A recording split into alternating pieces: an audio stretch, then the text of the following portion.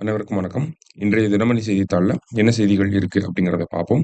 முதல்ல பார்த்தீங்க அப்படின்னா, இன்றைய திருக்குறள். திருக்குறள்ல என்ன சொல்லியிருக்காங்க அப்படின்னா, "குன்றேறி யானைப்போர் கண்டற்றால் தன்கைத்தொன்று உண்டாகச் செய்வான் வினை" அப்படின்னு சொல்லியிருக்காங்க. தன் கைப்பொருள் ஒன்று தன்னிடம் இருக்க, அதைக் கொண்டு ஒருவன் செயல் செய்தல் மலையின் மேல் ஏறி யானை போரைக் கண்டாற் போன்றது அப்படின்னு சொல்லியிருக்காங்க. சரியா?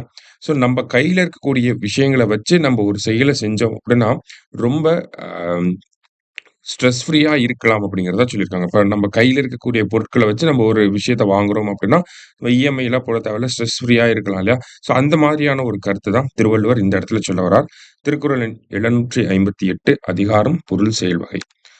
அடுத்ததா பார்த்தீங்க அப்படின்னா, "ஒரு மாநிலம், ஒரு ஊரக வங்கி திட்டம் விரைவில் அமல்" அப்படின்னு சொல்லி குடுத்திருக்காங்க. அதாவது ஊரக வங்கிகள பொறுத்தவரைக்கும் இந்த இடத்துல நம்ம பின்னணிய தெரிஞ்சுக்கணும். ஓகேங்களா?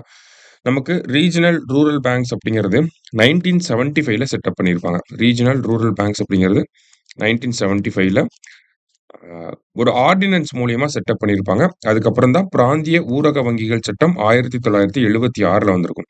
சட்டம் 76 ஆனா அமைப்பு அப்படிங்கிறது 75லயே ஆர்டினன்ஸ் பேஸ் பண்ணி வந்திருக்கும். ஸோ இந்த ரீஜினல் ரூரல் பேங்க்ஸ் செட்டப் பண்ணணும்னு சொல்லி ஒரு கமிட்டி ரெக்கமெண்ட் பண்ணியிருப்பாங்க. எந்த கமிட்டி அப்படின்னா, நரசிம்மம் கமிட்டி வந்து ரெக்கமெண்ட் பண்ணியிருப்பாங்க. சரியா? நரசிம்மம் கமிட்டி.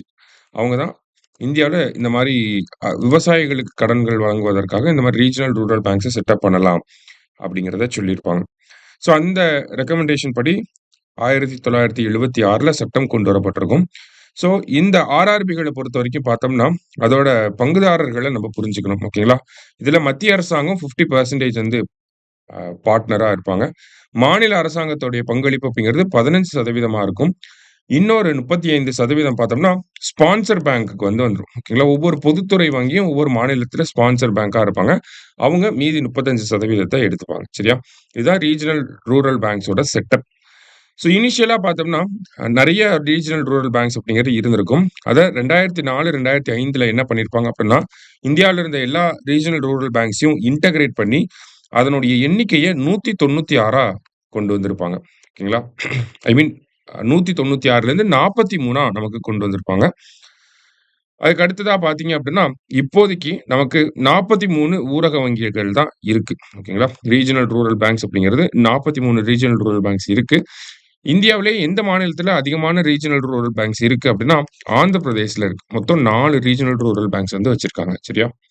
தமிழகத்த பொறுத்தவரைக்கும் பார்த்தோம்னா, ஆ பல்லவன் கிராம வங்கி, பாண்டியன் கிராம வங்கி அப்படின்னு சொல்லி 2 இருந்திருக்கும். அத ஒருங்கிணைச்சு தமிழ்நாடு கிராம வங்கி, தமிழ்நாடு ரூரல் பேங்க் அப்படின்னு சொல்லி சேலம்ல அதோட ஹெட் குவார்ட்டர்ஸ வச்சு உருவாக்கியிருக்காங்க. இப்ப மத்திய அரசாங்கம் என்ன ஒரு திட்டத்துல இருக்காங்க அப்படின்னா, ஒரு சில மாநிலங்கள இப்ப உதாரணத்துக்கு பார்த்தீங்கன்னா, ஆ நமக்கு ஆந்திரா மாநிலத்தில 4 ஆர்ஆர்பி இருக்கு. உத்தரப்பிரதேஷ்ல பார்த்தீங்கன்னா, உத்தரப்பிரதேஷ், மேற்கு வங்கத்துல எல்லாம் பார்த்தோம்னா 3 இருக்கு. இந்த மாரி ஒவ்வொரு மாநிலத்திலயும் எண்ணிக்கை அப்படிங்கிறது ஏறக்குறைய அப்படிங்கிறது இருக்கு. அத ஒருங்கிணைத்து ஒவ்வொரு மாநிலத்துக்கும் ஒரு ஆர்ஆர்பி அப்படிங்கிற ஒரு பாயிண்ட் ஆஃப் வியூல நமக்கு இந்த ஆர்ஆர்பி ஸ்ட்ரக்சர மறுபடியும் ரீவேம்ப் பண்ண போறாங்க. சரிங்களா?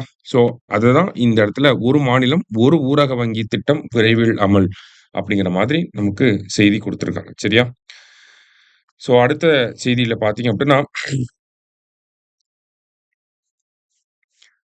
நமக்கு சாண்ட் மாஸ்டர் அவார்ட் அப்படிங்கிறது இந்தியர் ஒருத்தருக்கு வழங்கப்பட்டிருக்கு. யார் அவரு அப்படின்னு பார்த்தீங்கன்னா, சுதர்ஷன் பட்நாயக் அவர்கள் பார்த்தோம்னா, அ இந்தியாவிலிருந்து முதல் முறையா ஒருத்தர் சாண்ட் மாஸ்டர் அப்படிங்கிற விருத வாங்கியிருக்கார்.